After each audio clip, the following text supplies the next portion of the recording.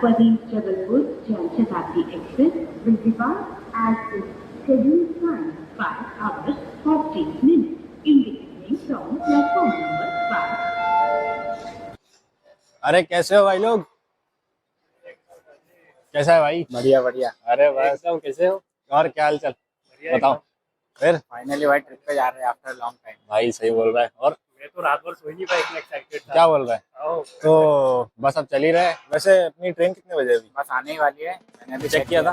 तो चले फिर चलते हैं। और क्या? कौन से प्लेटफॉर्म पे? 4 नंबर पे चलते हैं।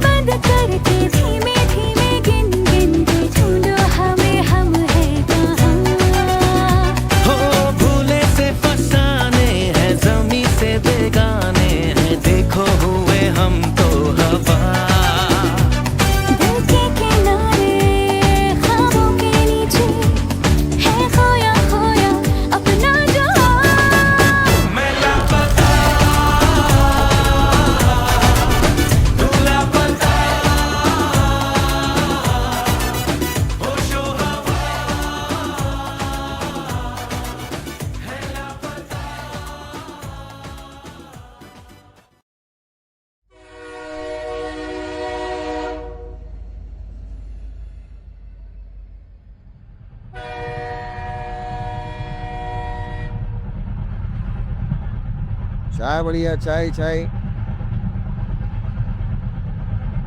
भैया 3 चाय।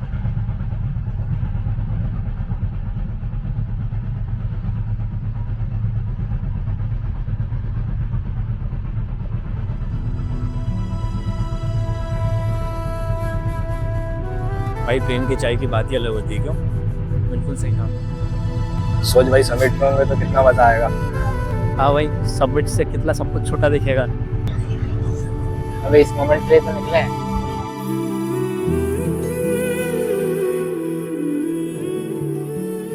सफ़र में बातें करते करते वक्त कैसे गुजरता है पता ही नहीं चलता ना। खिड़कियों के बाहर भागते हुए मंजर और अंदर अपनों की हंसी। शायद सफ़र की असली खूबसूरती मंजिल में नहीं, उन लम्हों में होती है जो हम साथ जीते हैं। और जब साथ अपने हो तो हर रास्ता कहानी बन जाता है।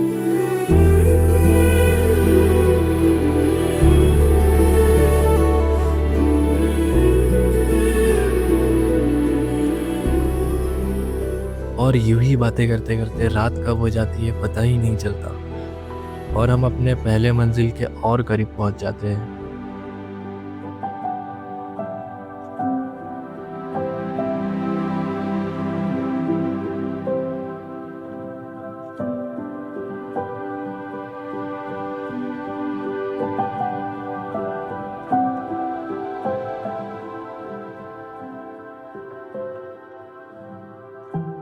तो अभी बज रहे हैं रात के 9:30 और स्टेशन बस आने वाला है न्यू दिल्ली का। और अभय और मैं फुल बैग पैक कर रहे हैं और कबीर का बैग ऑलरेडी पैक हो चुका है। तो बस अभी यहाँ से उतरेंगे स्टेशन से और उसके बाद जाएंगे सबसे पहले चौड़ी बाज़ार रेलवे मेट्रो स्टेशन है इसके पास में ही। उसके बाद वहाँ से जाएंगे हम लोग कश्मीरी गेट के मेट्रो स्टेशन और वहाँ से फिर देहरादून के लिए हमारी बस है रात के 11:30 बजे। तो ऑलमोस्ट 2 घंटे का टाइम है हमारे पास। इस बीच में कुछ खा लेंगे और चलते हैं। ये हो गया फाइनल पैक, आ गया न्यू दिल्ली, अब उतरते हैं। चले। तो जैसे ही दिल्ली स्टेशन आता है हम तीनों के दिल की धड़कनें तेज़ हो जाती है। एक्साइटमेंट अपने पीक पर होता है, क्योंकि ये सिर्फ सफ़र का एक और स्टेशन नहीं था, ये उन लम्हों की शुरुआत थी जो शायद ज़िंदगी के सबसे हसीन दिन बनने वाले थे। पहला ही दिन था और हमें अंदाज़ा हो चुका था अब आने वाले कुछ दिन सिर्फ दिन नहीं, खूबसूरत यादें बनने वाले थे।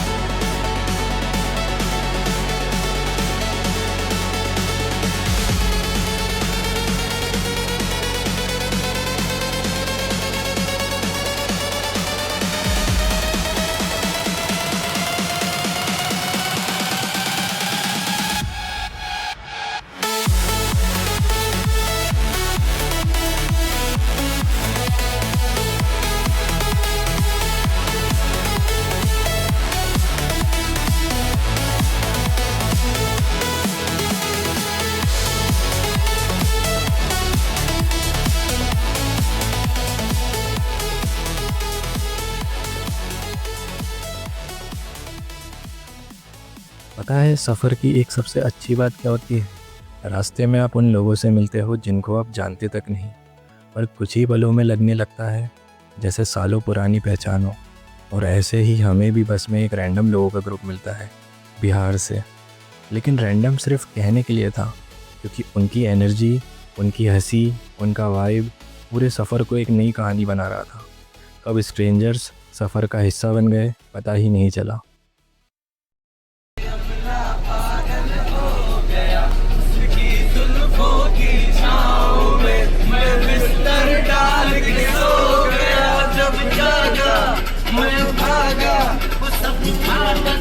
सब सिग्नल मैं तोड़ आया, मैं उठे दिल छोड़ आया, और एक मोड़ आया, मैं उठे दिल छोड़ आया।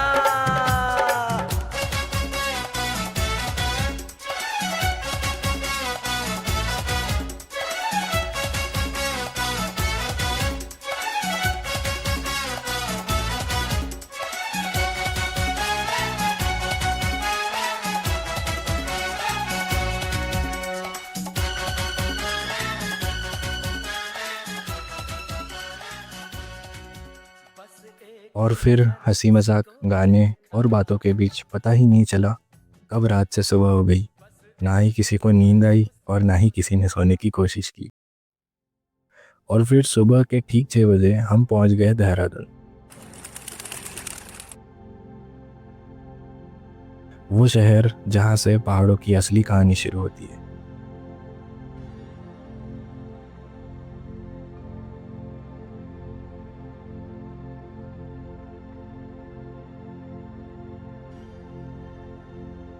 उत्तराखंड के हर ट्रैक, हर बेस कैंप और हर एडवेंचर का रास्ता यहीं से गुजरता है, और दिल में एक ही फीलिंग आ रही थी, अब असली सफ़र शुरू होने वाला है।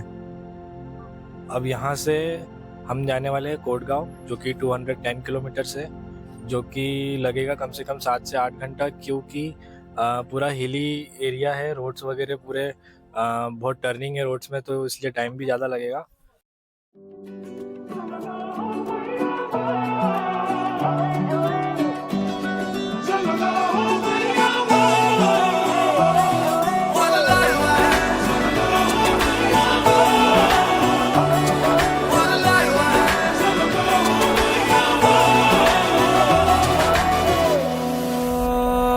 मेरा हो गया है आए ना यकीन, ये तू मेरा हो गया है ख्वाब तो नहीं, ये तू मेरा हो गया है या के नहीं।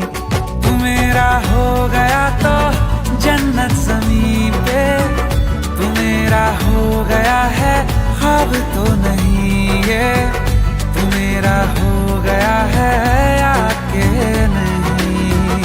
अगर ये ख्वाब है तो मैं तेरा ही ख्वाब रहूंगा, नहीं अब चैन की चाहत यूं ही बेताब रहूंगा।